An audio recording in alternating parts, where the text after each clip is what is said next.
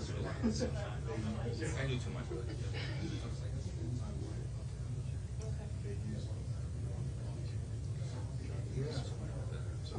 I was at MRT, we did the full-time guys with the snipers on the roof, we just did all the interceptions.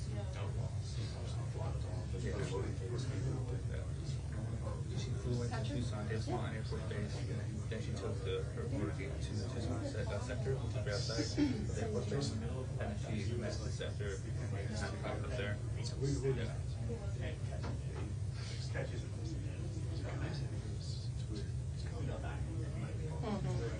Yes. You guys just test the cameras. Hero. Yeah, I guess. I'm scared. Probably there's definitely.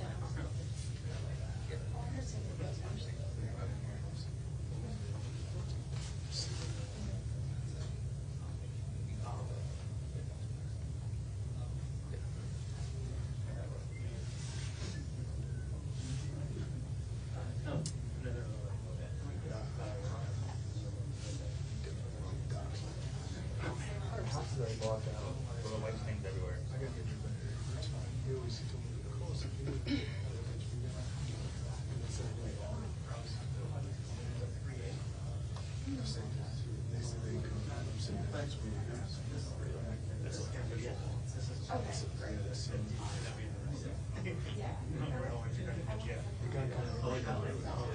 He's in the same house.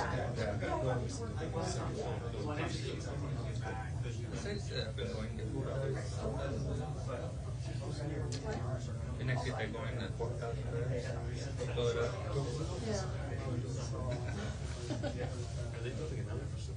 He just had a baby. He's sleep deprived. I know, like, yeah. No, you're not. I mean, where's it supposed to go?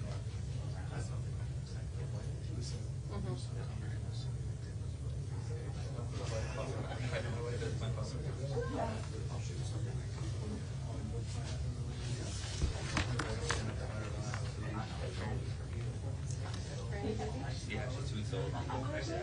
2 daughters. 14-day-old and a 2 years, 3 months. Yeah, they're fun. My girls are 7 and 9. Oh, They're down raising hell up here. oh yeah. Why is the people saying what's it? I was like, yeah, 2 girls, I'm good. Girl dad it is. So there you go. That's great. That's right, I just got it. My brother's sister that's all 3 of them. That's like all vacation, going to cruise, it's 4 bedroom, going to make it easier, travel for Exactly, at least. yeah. 2 girls, 3 buddies. Oh yeah, boy, my 2-year-old, she's been real good with the baby. She's like, wants to play with it. Oh, you're taller than you, but you can see over.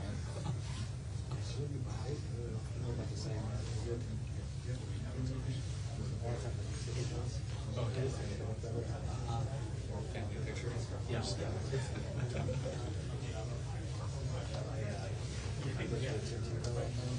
Nice.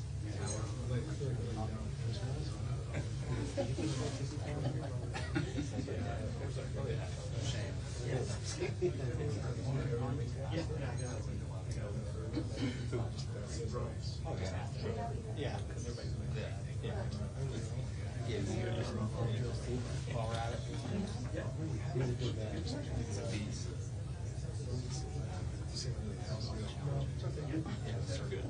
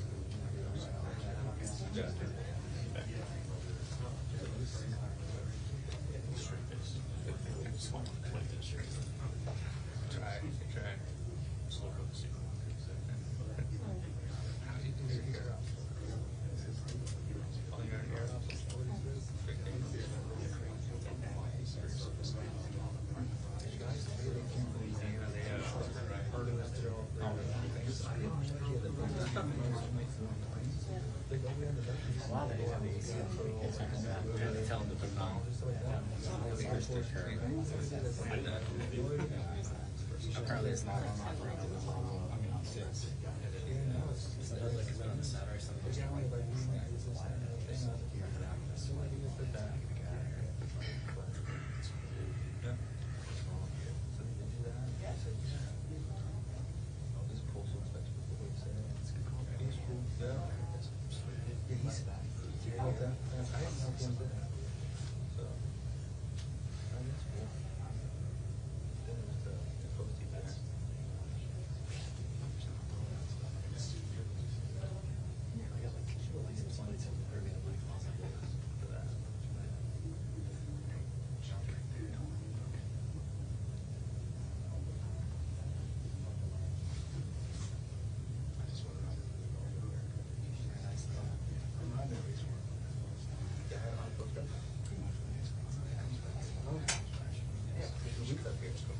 Everybody, how are you? Kristi.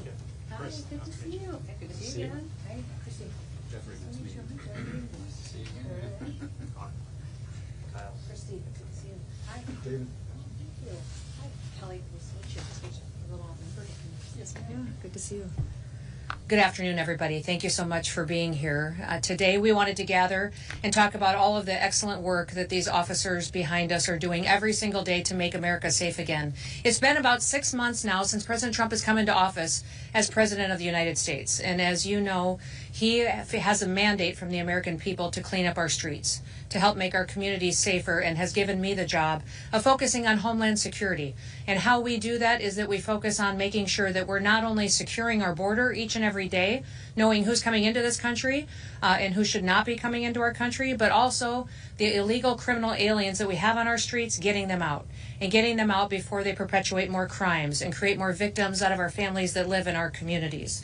Today, I wanted to focus on some of the work that's being done here in Florida, specifically in Tampa by these officers behind me. And I wanted to call on all the American people to support our law enforcement officers. What we're seeing across the country is unspeakable as far as the increase in violence against those who are upholding the rule of law. Listen, under President Trump's administration, there is no more winners and losers. There is the rule of law, and the law is applied equally to everybody. Every single individual in this country will be treated fairly, and we will uphold our law because that is what the American people asked for. We have, since President Trump has been in office, arrested over 286,000 illegal aliens.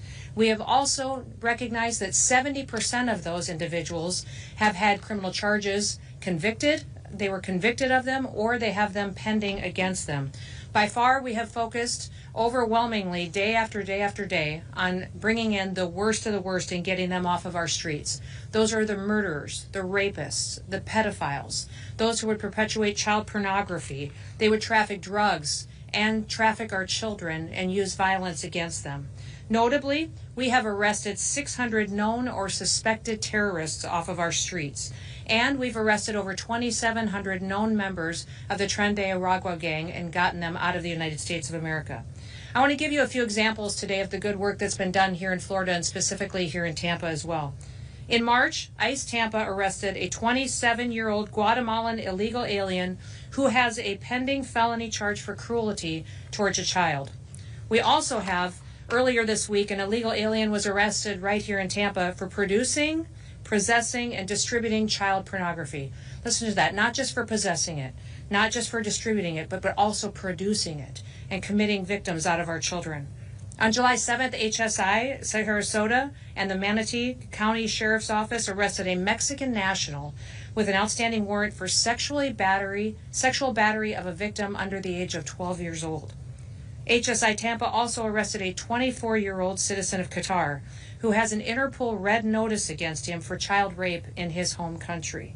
A 35-year-old Venezuelan illegal alien had been previously arrested in New York City for assault with a weapon. In New York City, of course, they released him. Released him without any consequences, but ICE was able to take him into custody. HSI Tampa arrested him just here in June. We are bringing these individuals to bear for the consequences of the crimes that they have committed. Specifically, those that I addressed today are against our children and shows truly the deranged monsters that they are. This is what President Trump has committed to the American people. What I've committed to the American people as the Secretary of Homeland Security is that we will continue to go after these that would commit crimes and violence against our citizens. We'll get them off of our streets, and we'll do it as fast as possible so that families can sleep safely in their beds at night. We also recognize that child sex crimes are truly the worst crimes perpetuated by the worst and most evil individuals. These depraved monsters are on America's streets today. There are more of them, and they're out in our neighborhoods, and we will find them, and we will bring them to justice. Now, in front of me, you also see a table filled with paraphernalia, with drugs, with guns that were brought in and confiscated by these outstanding officers behind me and many others. We have 25 kilograms of cocaine, several firearms that were seized by our heroic DHS law enforcement officers over the last 2 weeks here in Florida. Yet, thanks to the courage of our ICE and HSI officers, these drugs will never be able to poison our families. They'll never be on the streets of our communities again, and these firearms will never be used to hurt an innocent citizen. They'll never be used to cause a parent to lose a child, or a father to lose a daughter, for a wife or a spouse to lose each other, or for a grandfather to never grow up never knowing their daughter or their granddaughter. Thanks to the courage of all these individuals, we know that the rioters won't win, that the criminal thugs that are out there attacking individuals that are trying to uphold the law are not going to win, and that open border politicians who are trying to defend those evil individuals by obstructing ICE's mission will not be successful. We will be stronger than they are. We will be bolder than they are. We will enforce the law, and we will bring justice to the United States of America. Those individuals that perpetuate these crimes and those who help them and facilitate it, and these elected officials, what they're doing is they're attacking, they're doxing, and they're trying to intimidate our brave law enforcement who put their lives on the line every single day to help keep us safe. ICE officers have faced again a 700% increase in violence against them and their families in the last 6 months.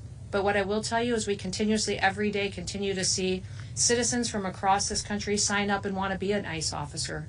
We have people volunteering every day from other agencies to have their backs, to go out on the streets with them and to operate with them.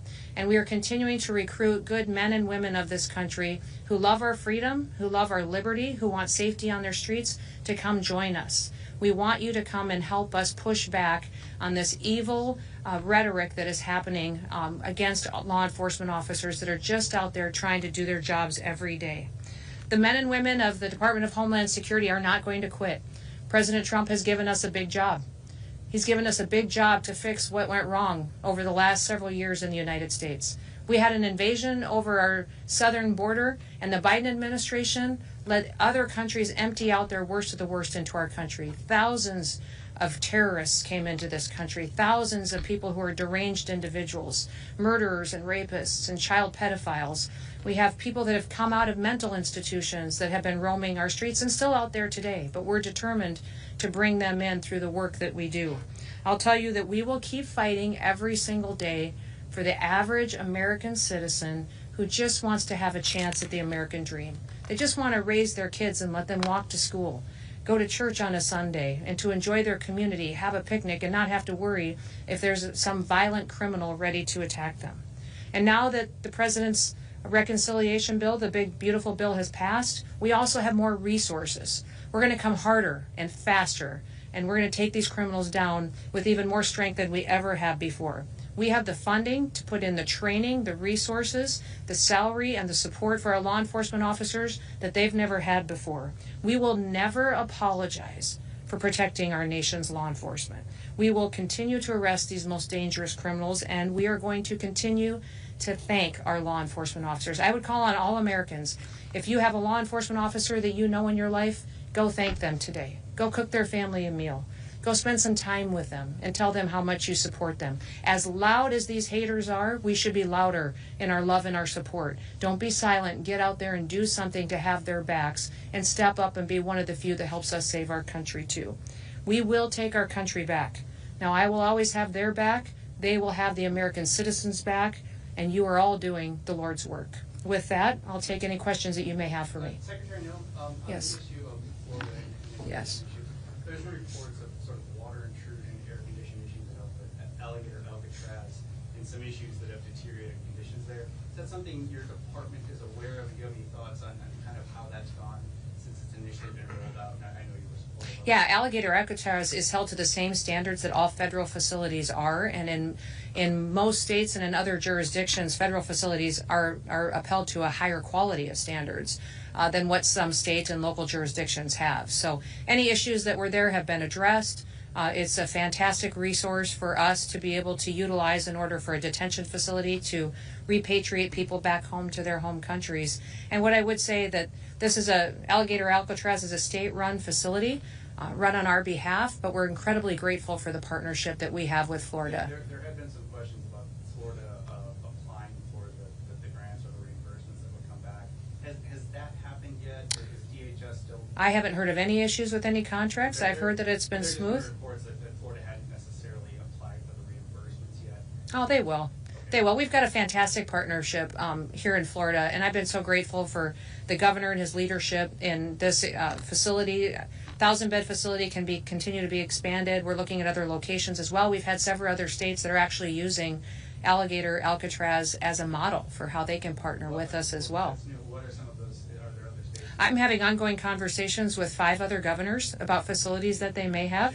You know, I haven't asked those governors if I can share their names, but announcements will be coming soon. As you all know, we need to double our capacity in detention beds because we need to facilitate getting people out of this country as fast as possible and to sustain our operations. But those governors have been fantastic. I will tell you, they are all Republicans. So I would challenge some Democrats to start taking care of your states, partner with us in a way to make your community safer.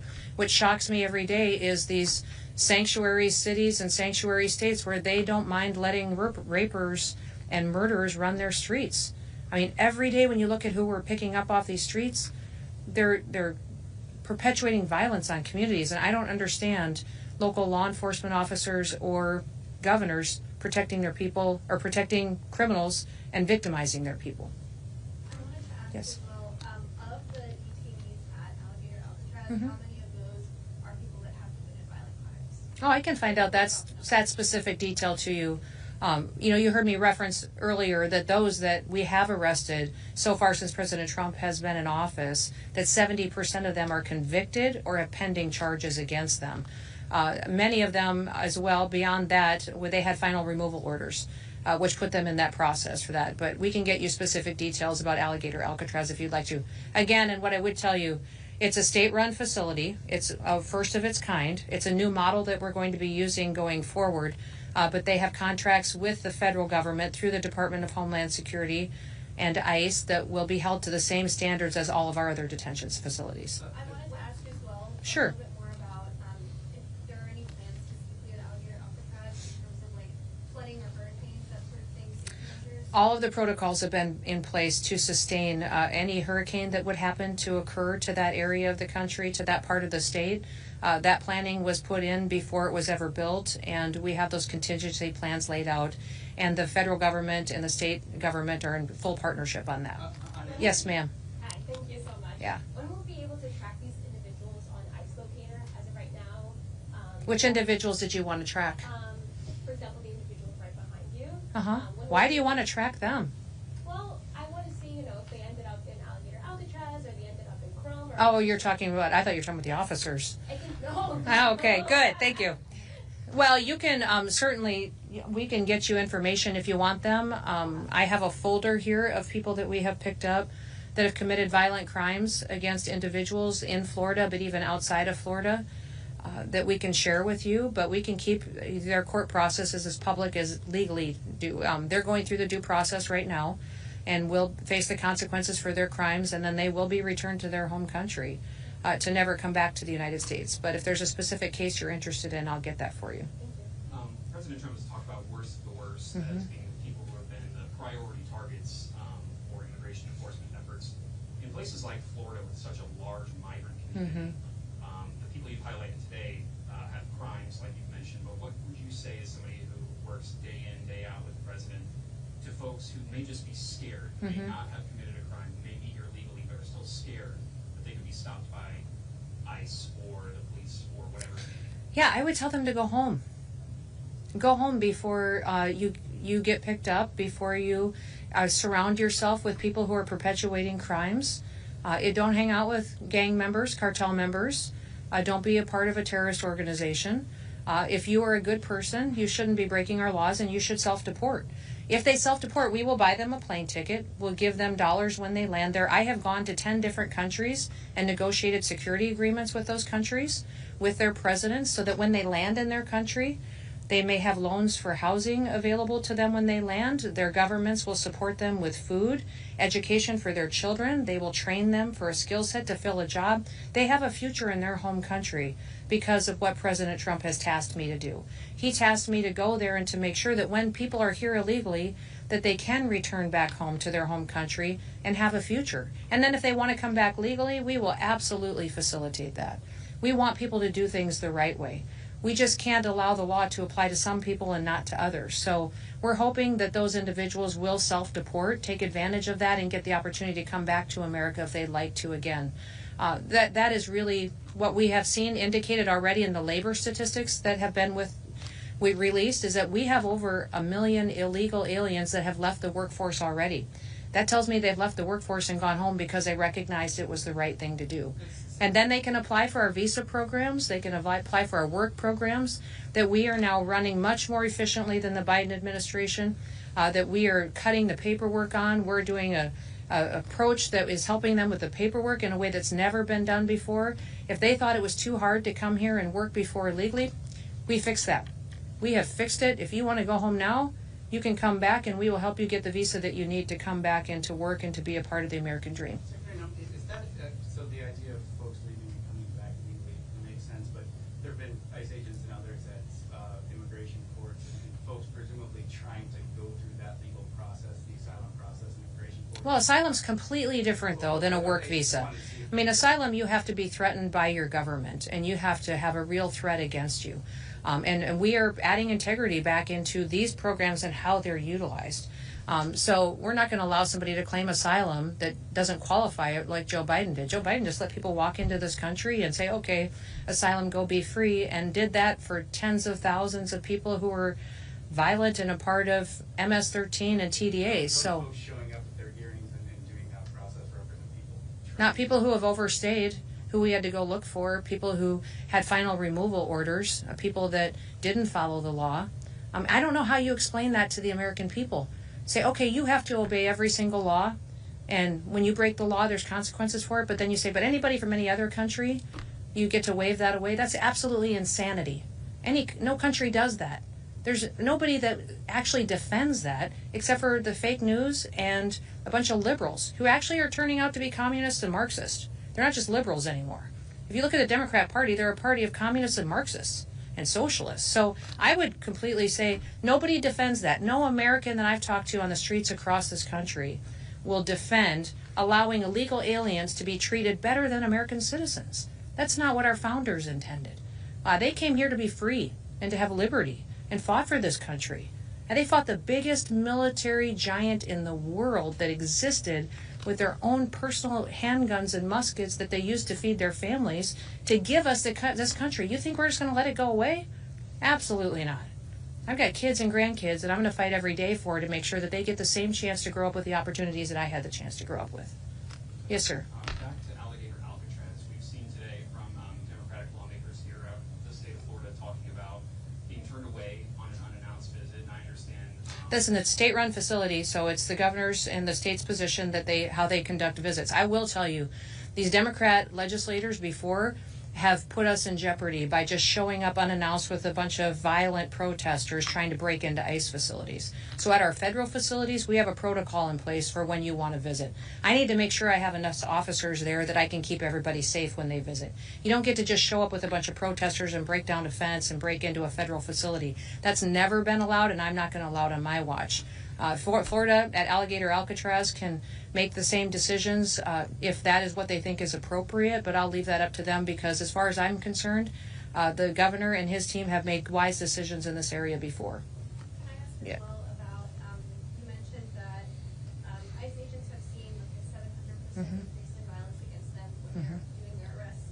I would love to hear a little bit more about any numbers you can share there, how that data has been collected, like how many ICE officers have faced that violence. Oh Oh my goodness, thousands of them have.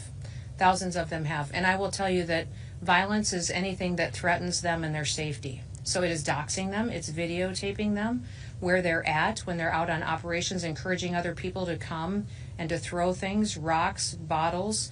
We've seen Molotov cocktails thrown at them. If you watch the video from what happened in California at that marijuana grow facility, that was horrendous. That was horrendous to me. Those individuals that were attacking those officers were trying to kill them.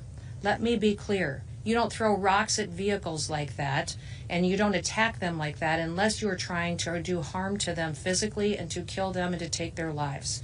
We went there because we knew specifically from casework we had built for weeks and weeks and weeks that there was children there that could be trafficked, being exploited, that there was individuals there involved in criminal activity, and we found over 100 individuals that were involved in that and unaccompanied children there that we had been looking for. Listen, nobody talks about the fact that President Trump has found over 10,000 children that were missing under the Biden administration. 10,000 children that were just lost because they were put into the system and were being exploited either through sex trafficking or work trafficking or were being victimized.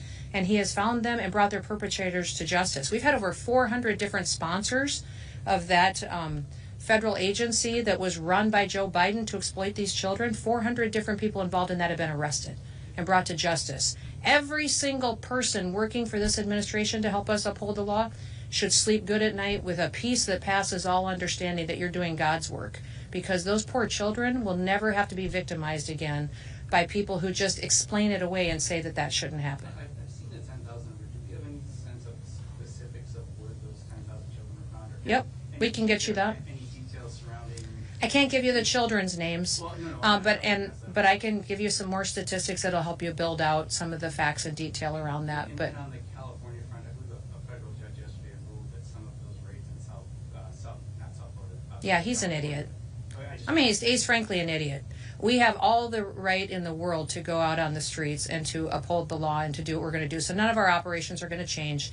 He made claims that were absolutely false. We are building cases. We are going in on doing our operations and planning them against individuals that we know are dangerous, that are violent, that have criminal activity that they've been involved in, and that's how we're building our cases. So he's making up garbage, filing decisions, and we're going to appeal it and we're going to win. Just to follow up though, before the appeal, you said you're going to continue those operations.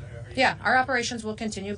We will be in compliance with all federal judges' orders, but what he said that we couldn't do is go out and target people based on other qualifications that he made up. We're going to continue to do our investigations on criminal activity and uphold the law. All right. Does anybody else? Trish says one more, so okay, I'll let you two ladies go. Go ahead. Okay, thank you. And now that the Big Beautiful Bill has passed, are 287G officers in Florida expect to get any sort of funding increases? Well, we'll look at how those agreements are set up. Each 287G contract is different according to which law enforcement entity it signed the contract with. So many of them have financial resources. There will be more resources going into the program. I can't speak specifically to one agreement or another, but if you have one that you're curious about, I'll get you the details on it. But we have over 800 different 287G contracts now signed across the country with either local law enforcement, sheriff's office, city, or state entities. That has been fantastic. That helps us build out our support and helps us build out our numbers so that we can conduct these operations and do it in a way that we've got our law enforcement's back to. And you had one. Will Tampa Bay be seeing any increases anytime soon? I would think so. The bill gave us incredible resources to come out and to support our law enforcement. The Department of Homeland Security, it's our mission literally is to protect the homeland and to do it with honor and integrity in a way that really serves the American people. So we will continue to look for opportunities to do new things that maybe you haven't seen before that will make sure that we have our security needs addressed. Second thing, on a slightly different issue, but one important to this state is obviously FEMA. Yes. I know there have been talks in the past about sort of doing away with FEMA in the states. In the wake of Texas, as sort of hurricane season approaches, is there any updated conversation about what to do with FEMA and getting rid of it? I know there's a commission up there sort of studying the idea, but Texas is obviously a big one, and there's been some issues there. So I just wanted any update on the idea of getting rid of FEMA or where So I think some of what you saw for our response in Texas is going to be a lot of how President Trump envisions what FEMA would look like into the future. We did things in Texas for response very different than Joe Biden. In fact, we were immediately on the ground. As soon as the flooding hit, we deployed our Coast Guard. We had helicopters and airframe that were deployed and swiftwater rescue teams out of Customs and Border Protection. Our BORTAC teams, which I like to call the Department of Homeland Security's ninjas. I mean, they can do almost anything, and they're specifically trained for situations like that where the unprecedented is happening. And then I went immediately there on the ground and talked to the governor about getting a major disaster declaration signed, and within an hour or two of them requesting it, it was done, decided by the White House, and we pre-deployed dollars right to Texas so that they could make the best decisions responding to their people. Before, FEMA has never done that before, pre-deployed dollars to a state so that they could use that to save their people, so they could use that to go out and save lives. And that's what President Trump wants. He wants the states to be empowered. Listen, emergencies, and we're in the middle of hurricane season too, so it's important for Florida to know this too. Emergencies are locally executed. They are state managed. The state then manages it. The federal government comes in and supports. You don't ever want to sit back and wait for someone from the federal government to show up and to save you and rescue you out of your house necessarily, because that in the past has not served people well under the Biden administration. With President Trump, we were there immediately, but we will always rely on those local officials and those state officials to help execute and to manage the response, because they're the ones who know their communities best. They know where people are the most vulnerable. I think FEMA will cease to exist the way that it is today. We are fundamentally reforming that agency. President Trump may want to, in his prerogative, as he likes to do, rename things. He may come up with a new name for this agency that reflects the fundamental change that's going to happen there. But this agency will no longer be the bureaucratic agency where people have to wait 20 years for their claim to be paid. It'll be an agency that immediately says to that state and to that local emergency management director, what do you need, how can we support you, and then train them to have the skill set that they need to be serving their people immediately, because they're always there faster. They're right there on the streets. Yes. If you don't mind, President Trump had posted on Truth Social talking about some of what you had spoken about earlier about the impacts on ICE agents in California. Have you spoken with the president directly about that post, and do you envision ICE agents beginning to enforce his vision when it comes to arresting protesters who may attack ICE agents in the field? Yeah, he sent it to me. As soon as he was drafting it, he sent it to me. And that's what I love about this guy. He was ticked off and disgusted by what he saw happen to those individuals and to those ICE officers. And he loves them. He loves their families. He cannot believe how some people are treating them and using them as political weapons to try to win the next 6 months of messaging, and he's not going to allow it to happen. So he's a firm believer that people should face consequences when they break the law, and that when those individuals do that to our ICE officers, they should be able to do whatever they need to do to go out and to protect themselves under the law and to make sure that those perpetrators are brought to justice. Okay, last question. Yep. Going back to Alligator Alcatraz, I wanted to ask if that facility right now hosts more people who've committed violent crimes compared to other facilities, and if there are people that have been arrested in other states, if they're being sent to Alligator Alcatraz, sort of what that. I'll find out for you. How's that sound? That's not a great ending question, but we'll end there. And thank you all for being sure. Well, there have been reports, calls from folks impacted by Texas flooding. Some of them aren't being necessarily answered by FEMA folks. Absolutely not true. So unequivocally, some of the reporting about, I guess it was roughly 2,000 calls that people had trouble getting through, that you're saying that didn't happen. Absolutely not true. Have any of some of those contractors, the reporting indicates, were cut but now brought back in? Is any of that element of the That'll all be evaluated and it'll all be looked at. But I see nothing I've seen nothing from all of my research since that article came out to see that was true at all. So I'm throwing the bullshit flag. I just don't think it's true. Have contractors been brought back in that had maybe previously been let go at this point? I will get rid of any contract that doesn't respond to people because they know they were empowered to do it. And I'm just getting your feedback on the reporting. It's been reported that some of those contractors have been let go and perhaps brought back in after some of those alleged issues.